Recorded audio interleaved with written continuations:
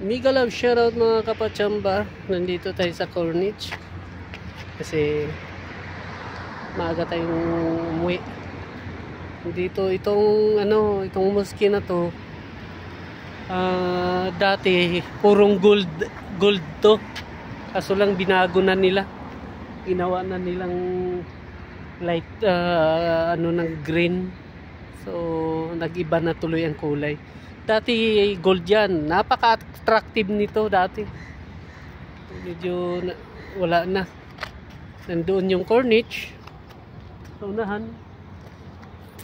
So punta tayo doon, pasyal tayo mga kapachamba.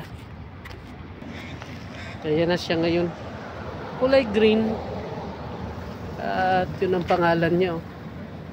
Zoom natin. Di ba? Ang laki ng pakwan, nahati na, oh. Pakwan. Nahati na mga kapachamba. So ayan, punta tayo doon sa dulo. Tingnan natin ng panahon ng Corniche. So ayun na nga mga kapachamba, lakad-lakad tayo. So dito tayo sa roundabout. Nakita nyo yung roundabout na yan? Roundabout. Wala na, nandyan pa rin yung basketballan pala. So ito ngayon ang Corniche. Kanina umulan kasi kanina eh. Madaling araw, alas 5. So malakas ang ulan at makulimlim ang panahon dahil medyo hindi siya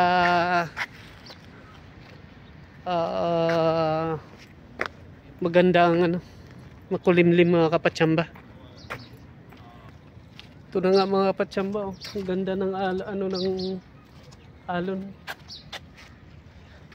Malinaw ang dagat, tahimik, at tanaw mo yung ng barin. Yung barin, no. Tanaw, kung lang sana ang tawag dito, mainit, kitang kita siguro sana yung syudad ng Bahrain.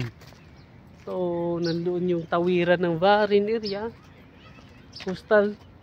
So yun na yung syudad ng Bahrain, no? Tanaw na siya dito mga kapachamba. Malapit lang kasi ang Bahrain dito. So ganyan, di ba? May namimingwit doon sa dulo mga kapachamba. May namimingwit doon sa dulo.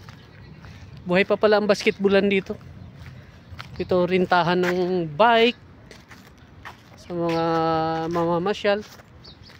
Ayan. At